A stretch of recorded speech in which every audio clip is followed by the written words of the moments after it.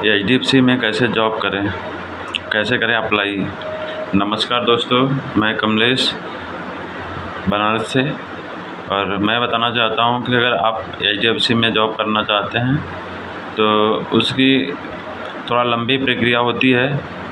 अगर आपको एचडीएफसी में जॉब की तलाश कर रहे हों तो अगर मेरी वीडियो देखते हैं तो उससे आपको 100% आपको अप्लाई करने का मौका मिलेगा। और अगर आप थोड़ा तैयारी करके जाते हैं तो शायद आपका हो भी जाए, इंटरव्यू क्वालिफाई भी हो जाए और साथ में आपको नौकरी भी मिल जाए। तो दोस्तों, मैं चलता हूँ अप्लाई करने के प्रोसेस से लेके इंटरव्यू तक, इंटरव्यू से लेके ज्वाइनिंग तक के प्रोसेस में। तो पहले मैं बोलूँगा कि अप्लाई कैसे करना है। दोस्तों, अगर आपको अप्लाई करना चाहते हैं एचडीएफसी में तो आपको ये पता करना होगा कि इसकी जॉब कहाँ खाली है। अगर इसको आपको नहीं पता चले तो मेरे कमेंट बॉक्स में आप अपना नंबर दे दीजिएगा और मैं आपको कॉल करके या एसएमएस के द्वारा मैं आपको बता दूंगा कि कैसे अप्लाई करना है और कहाँ जाना है। अगर आप यूपी से हैं तो यूपी में मैं तो एकदम क्लियर बता दूंगा कहाँ पे क्या है। अगर आपको दिक्कत है तो आप अपना नंबर दीजिएगा और अपना या सीवी नंबर दीजिएगा। मैं नंबर आपका सीवी मंगा के मैं डायरेक्ट एचआर डिपार्टमेंट में दे दूँगा और आप वहाँ से भी जहाँ से ये आप हायरिंग होती है जो वहाँ मैं पूछ लूँगा। अगर वहाँ पर होगा तो मैं आपका वहाँ पे इंटरव्यू करा दूँगा। तो दोस्तों, यूपी में तो आप कहीं भी रहेगा, बनारस है आपका, लखनऊ है, कानपुर, ज्वाइनिंग ये जो जोन होते हैं ना यहीं से होता है, इलाहाबाद होता है, तो जोन से ही होता है यूपी में जितने भी जोन हैं। तो और बाकी स्टेट का अलग अलग है, मैं वो भी आपको बता दूंगा। आप एक बार कमेंट में अपना नंबर दीजिए तो मैं आपको खुद बता दूंगा, उसका रिस्पांस भी आपको दूंगा।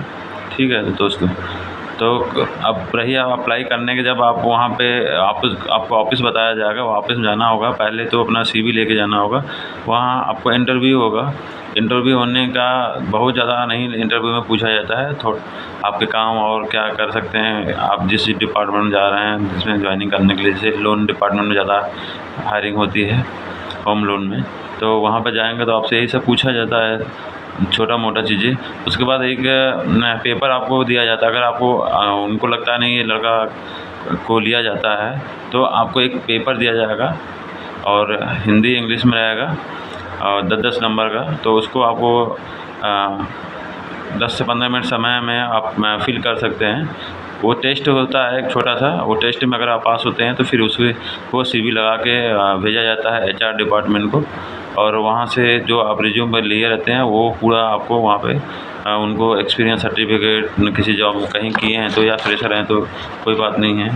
तो उसके बाद आपको अपने कम से कम इसमें एक चीज़ ध्यान रखिएगा कि ग्रेजुएट हो तभी आप अप्लाई करें और उससे पहले ना करें, क्योंकि ग्रेजुएट में ही लिया जाता है, उससे पहले यहाँ पर किसी को नहीं लिया जाता है। और साथ साथ अगर एक्सपीरियंस है तो और अच्छा रहता है उन लोगों को लेने के लिए, अगर सेल्स का हो तो वहाँ पे भेजा जाता है एचआर। अगर जो भी आपको डॉक्यूमेंट आपने सीवी में जितना चीज़ दिया हुआ है उसी के माध्यम से वो जितने भी आप जहाँ जहाँ जॉब किए वहाँ का आपको एक्सपीरियंस लेटर, अगर आप कहीं इंश्योरेंस सेक्टर में या कहीं अगर एजेंट तो उसका भी एनओसी भी मांगते हैं लोग।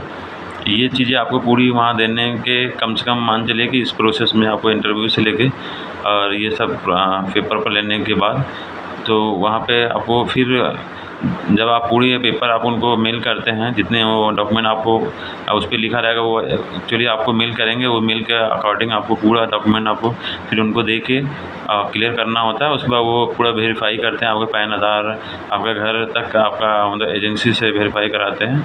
और जब क्लियर होता है तो उसके बाद आपको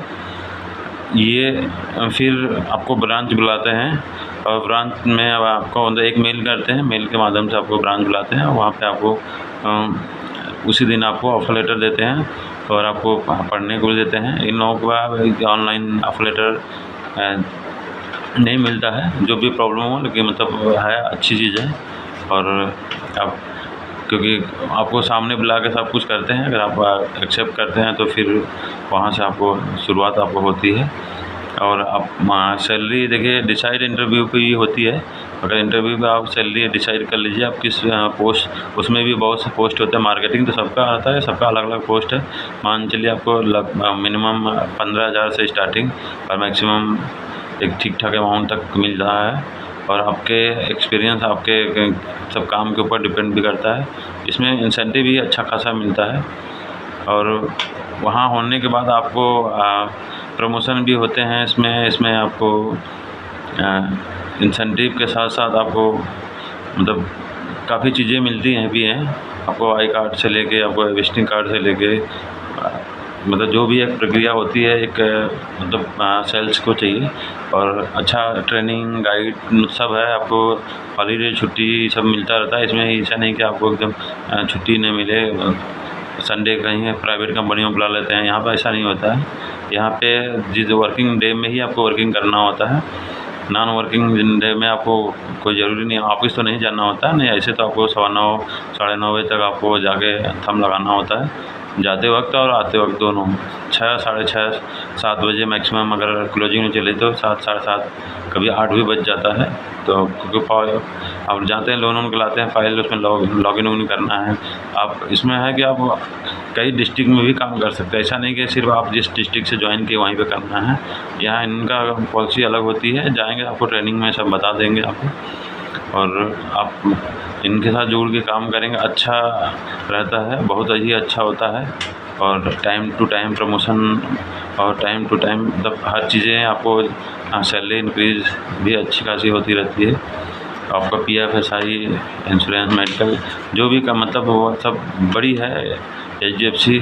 आपको हर सुविधा मिलता रहता है। आप इसमें आपको किसी तरह का कोई दिक्कत नहीं रहता है। अगर आप कभी करना चाहते हैं, ज्वाइन करना चाहते हैं, तो कमेंट में अपना नंबर दीजिए, मैं आपको ऑफिस एड्रेस बता दूँगा। आप वहाँ पे आप जाइए, वहाँ से आपको अगर आपको इंटरव्यू में क्वालिफ़ाई कर